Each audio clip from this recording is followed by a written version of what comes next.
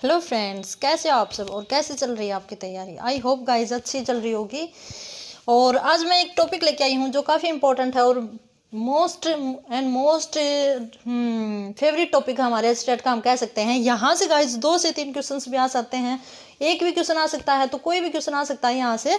और किसी भी लेवल का, चाहे हमारा पीआरटी, टीजीटी, पीजीटी कौन से भी लेवल में हो, यहाँ से क्वेश्चन 100% पूछा जाता है। पिछले 2-3 साल से लगातार क्वेश्चन आ रहे हैं इस टॉपिक से, तो हो सकता है गाइज अब भी यहाँ से कोई क्वेश्चन आ जाए। तो हम डिस्कस करेंगे कि जेंडर कॉन्स्टेंसी क्या होती है। तो गाइज जैसे हम देखते हैं कि बच्चा होता है, जैसे हम हमारे डेली रूटीन में ही देखते हैं, घरों में देखते हैं, जब बच्चा छोटा होता है तो वो कैसे बिहेव करता है। 2-3 साल का बच्चा, फिर 4-5 साल का वो कैसे बिहेव करता है, और फिर 6 से 7 साल का बच्चा कैसा बिहेव करता है अपने जेंडर को लेकर। तो उन सब बातों को हम यहाँ डिस्कस करेंगे। तो जेंडर कॉन्स्टेंसी है वो किसके द्वारा दी गई है? कोहलबर्ग के द्वारा दी गई है। किसके द्वारा? कोहलबर्ग के द्वारा दिया गया है। जो कोहलबर्ग हैं वो कौन से हैं? अमेरिकन साइकोलॉजिस्ट हैं। तो ये बात याद रखना, कई बार यहाँ से भी पूछ लिया जाता है कि कोहलबर्ग किस कंट्री से रिलेट करते हैं, तो अमेरिकन है बेसिकली। तो यहाँ हम देखते हैं कि जेंडर कॉन्स्टेंसी, जेंडर स्थिरता, बच्चे में कब वो गुण आता है जब बच्चा समझने लगता है कि ये लड़का है और लड़की है। तो इस बारे में ही कोहलबर्ग जी ने क्या किया है, 3 स्टेजेस दी हैं हमारे जेंडर कॉन्स्टेंसी की। कितने स्टेज दी हैं? 3 स्टेज दी हैं। और इन्हीं से रिलेटेड करके एग्जामिनर क्वेश्चन पुट कर दिया जाता है। कोई एग्जाम्पल ऐसा देगा कि जब बच्चा भारी तौर पर किसी बंदे को देखकर यह अनुमान लगाता है कि लड़का है या लड़की है, तो वो किस अवस्था में आता है। या फिर हम देखते हैं कि जब बच्चे की सोच इतनी डेवलप हो जाती है, उसको पता चल जाता है कि ये लड़का है और लड़की है, तो वो एज कौन सी होती है जिसमें उसकी स्थिरता बन जाती है कि ये लड़का लड़का ही रहेगा और ये लड़की है वो आगे चलकर लड़की ही रहेगी। तो उन सब बातों को हम डिस्कस करेंगे। तो first stage is gender labelling.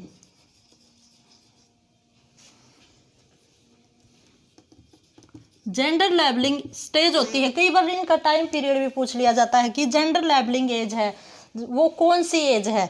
तो वो गाइज रहती है हमारी 2 से 3 वर्ष। कहीं कहीं 2 दे दिया जाता है, कई बार कहीं 3 भी दे दिया जाता है। तो 2 से 3 साल की जो एज होती है वो हमारी क्या होती है? जेंडर लेबलिंग एज होती है। और इसमें बच्चा कैसे बिहेव करता है? लड़के की तरह बिहेव करता है कि मैं खाऊंगा, मैं पीऊंगा, ऐसे ही। और जैसे हम देखते हैं कि एक एग्जाम्पल ये भी दिया जाता है कि किसी दूसरे बच्चे को अगर वो लड़के के कपड़ों में अगर लड़की को देखता है तो वो उसको लड़का ही समझता है। जैसे हम देखते हैं ना कि छोटे बाल हैं अगर किसी के, तो वो लड़के जैसा दिखाई दे रहा है, लेकिन वो एक्चुअल में क्या है? लड़की है, तो वो उसको लड़का ही समझेगा।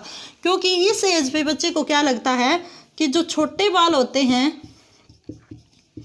छोटे कपड़े होते हैं, जैसे हम देखते हैं कि निक्कर टी शर्ट में, या फिर हम देख सकते हैं कि जो कुर्ता पायजामा होता है उसमें जो बच्चे होते हैं, तो उनको हम क्या शो करते हैं? उन्हें देखने पर क्या लगता है कि भाई ये तो लड़का है। ठीक है, छोटे कपड़ों में, जैसे निक्कर शर्ट में। तो इसमें अगर बच्चे को देखता है ना कोई 2-3 साल का बच्चा, तो वो क्या समझेगा कि ये लड़का है। क्या समझेगा?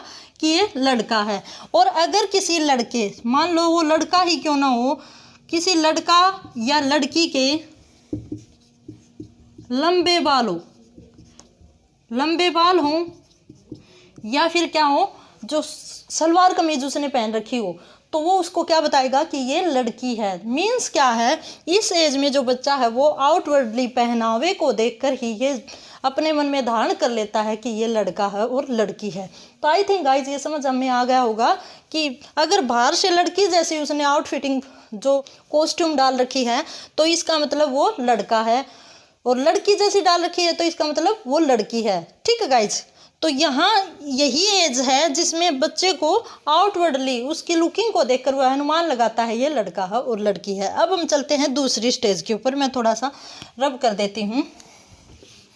दूसरी जो एज है वो कौन सी है?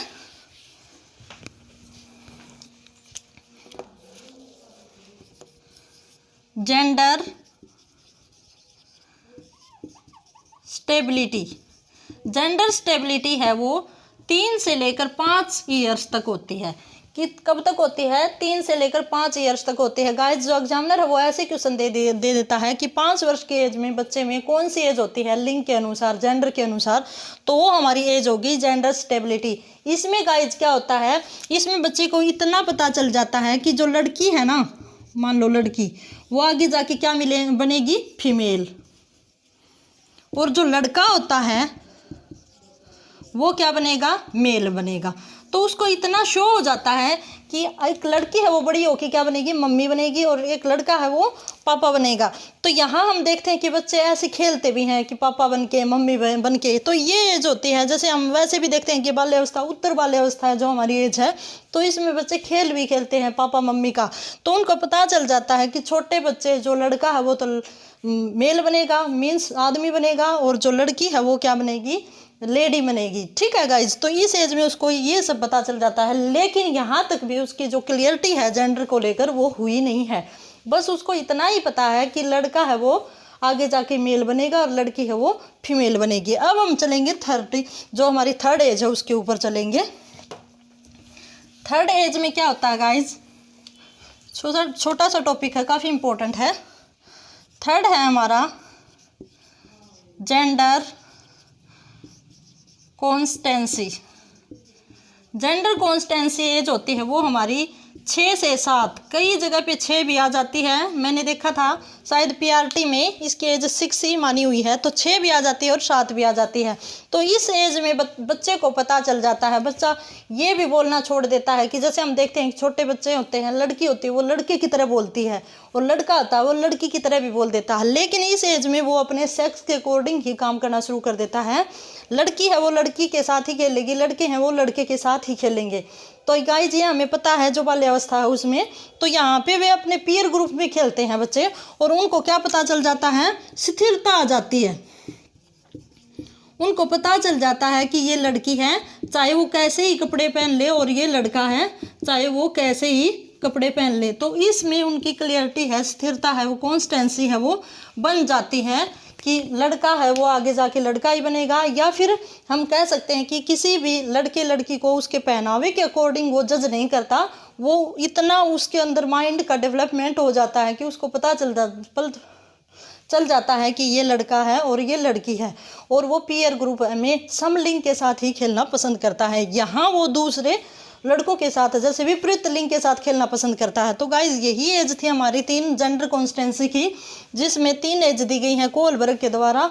और उन्होंने क्या कहा है कि लड़के जो बच्चे का विकास होता है वो 3 चरणों में होता है, 3 स्टेजेस में होता है, और थर्ड एज होती है इसमें कॉन्स्टेंसी बन जाती है जेंडर को लेकर बच्चे के अंदर। तो आई थिंक गाइज आपके लिए काफ़ी हेल्पफुल रहेगी और आपको काफ़ी अच्छी भी लगेगी। और इसी के साथ have a good day and best of luck.